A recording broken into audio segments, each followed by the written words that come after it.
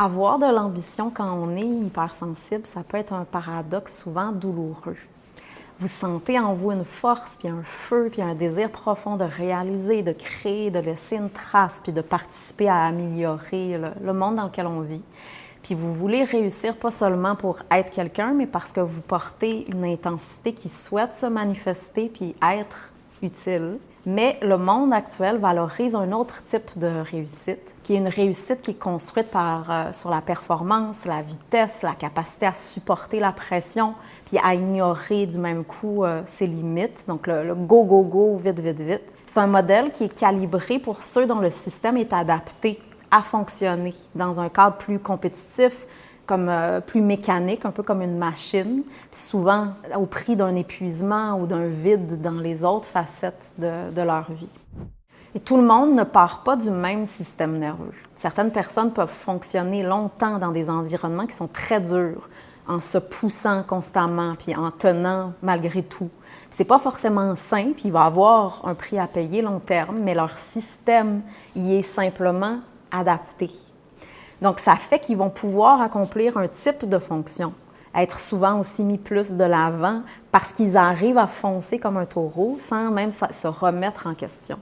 Mais quand on est hypersensible, on n'a pas cette protection-là, puis on ne peut pas se couper de ce qu'on sent vraiment. Bien, on peut, mais jusqu'à une certaine limite, on finit toujours un jour par ressentir puis se re-questionner. Donc, si vous essayez de copier ce modèle-là, bien, vous allez finir par vous effondrer, puis en fait, vous n'allez jamais pouvoir compétitionner à ce niveau. Donc, vous allez toujours vous sentir moindre. Et de là, souvent, naît une culpabilité de pourquoi j'arrive pas à fonctionner comme les autres, qu'est-ce qui cloche avec moi, pourquoi personne ne me voit ou me reconnaît dans ce que je fais, puis dans qui je suis. Se comparer à quelqu'un qui est plus adapté au monde actuel, c'est en fait se condamner à se sentir faible, pas assez, incapable. Mais en réalité, c'est pas une question d'avoir plus ou moins de valeur que quelqu'un d'autre, c'est une question de fonctionnement. Et c'est souvent ça le plus grand piège, c'est que vous allez vous comparer à ceux qui semblent pouvoir tenir le rythme, qui, on s'entend, là, il faut être honnête, ça a aussi une valeur en soi. Ça a une fonction spécifique. Si on prend, par exemple, un cheval de course versus un cheval de selle pour faire des randonnées, c'est deux fonctions différentes. Et donc, à leurs yeux, il va s'agir juste de volonté, de force de caractère, puis ils ne vont pas nécessairement comprendre qu'il y a d'autres modèles, d'autres modes de fonctionnement, et ni le respecter. Puis à vos yeux, ça va devenir souvent une preuve que vous n'êtes pas assez fort. Mais la vérité est tout autre. Être hypersensible, ça ne veut pas dire être moins capable. Vous fonctionnez seulement selon un autre système, un autre rythme.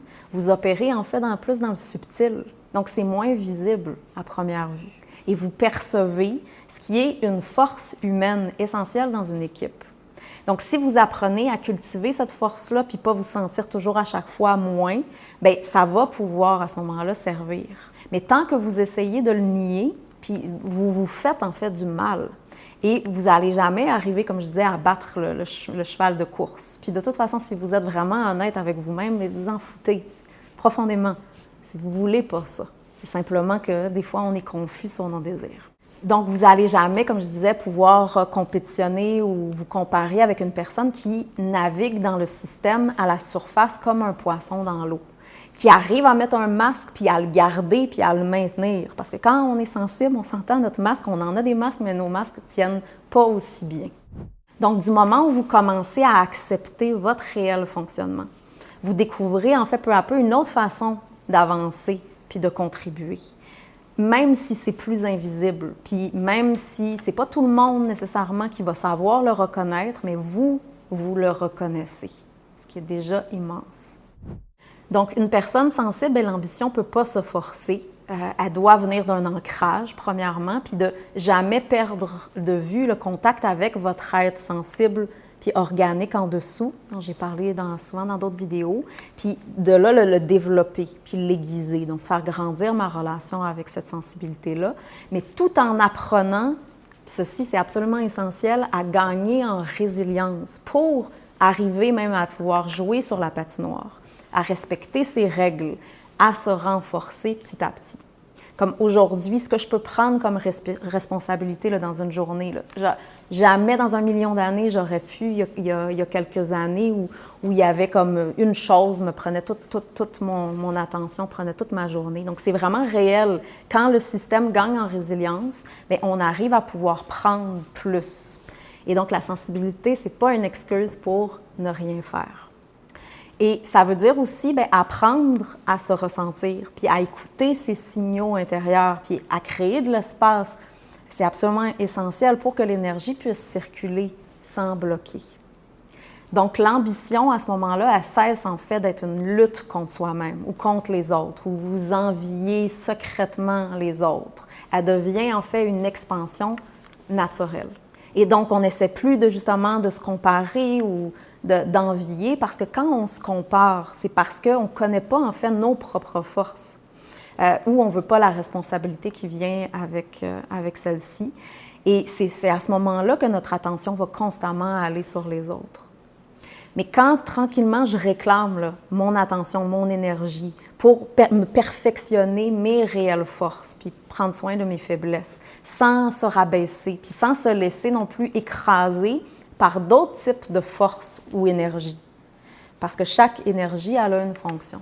Et donc, si mon attention est constamment à me comparer aux autres ou à vouloir absolument être vue, puis à être reconnue par les autres, parce que c'est souvent ça, en fait, une frustration présente là, des gens plus subtils, c'est le fait de ne pas se sentir vu. Mais je perds à ce moment-là, parce que pendant ce temps-là, je ne suis pas en train de me perfectionner. Là où je peux véritablement apporter quelque chose qui a de la valeur, qui va faire que je vais me sentir à ce moment-là bien avec moi-même, et peu importe que les gens le voient ou pas. Puis certaines personnes vont vraiment l'apprécier.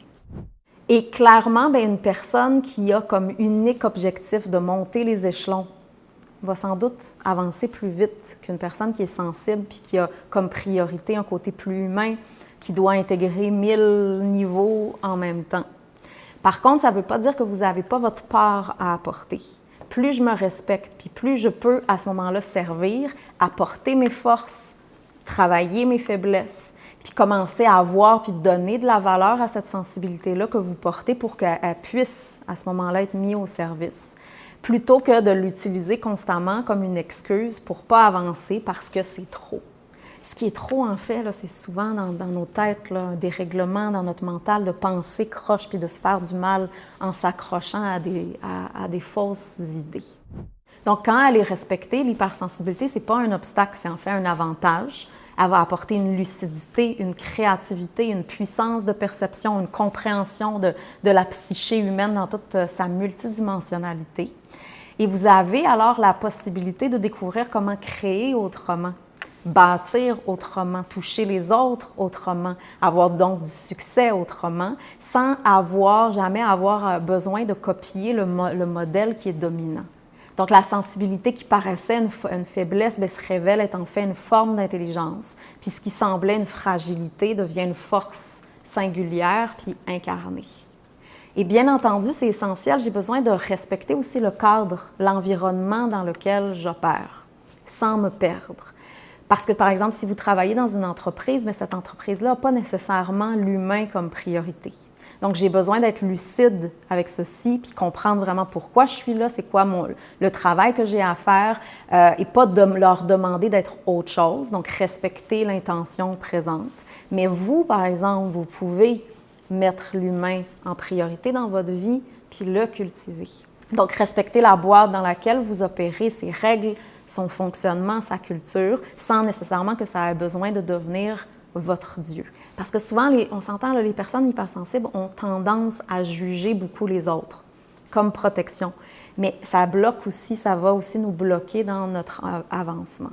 Donc, les autres ne vont pas nécessairement vous comprendre, ni avoir les mêmes priorités que vous, mais c'est à vous, d'abord et avant tout, de vous reconnaître.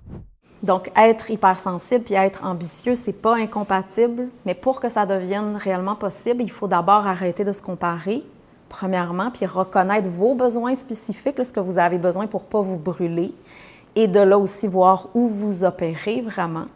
Et on s'entend, oui, ce chemin-là, il est plus exigeant au départ parce qu'il demande à la fois de désapprendre les modèles existants, dominants, pour en découvrir un autre. puis tout en respectant aussi le cadre dans lequel vous êtes. Donc, je le rappelle, ce n'est pas aux autres à respecter cette sensibilité-là, c'est à vous d'abord de le faire. Et moins vous êtes en conflit avec vous-même puis avec les autres, plus vous les respectez pour ce qu'ils sont puis que vous vous respectez, mais plus les dynamiques à ce moment-là vont être fluides puis harmonieuses. Et ensuite, bien, essentiel, petit rappel, j'ai besoin de renforcer mon système nerveux pour arriver à naviguer dans ces environnements-là qui peuvent sembler contre nature ou plus dans la performance, si tel est votre setup. Et si vous avez l'aspiration, là, vous souhaitez avoir un cadre qui est plus adapté, qui est plus aligné avec qui vous êtes vraiment, bien, à ce moment-là, ça se travaille, puis ça se bâtit, puis ça part d'abord et avant tout de l'intérieur. Donc, en prenant soin de soi véritablement, mais ça nous conduit vers une ambition qui est plus vraie, qui est plus durable, qui est plus alignée, qui est plus ancrée. Donc, une ambition qui ne va pas vous détruire, mais qui va vous permettre de grandir puis de servir. Si vous vous reconnaissez dans ce portrait-là, puis que vous portez à la fois cette intensité-là, puis ce désir de participer, puis d'amener votre part dans le monde, puis à la fois que vous portez cette sensibilité-là à l'intérieur de vous, j'offre un atelier qui va vraiment vous parler. C'est un espace pour découvrir comment on peut transformer votre hypersensibilité en une force créatrice. Donc, tous les détails dans le lien en description.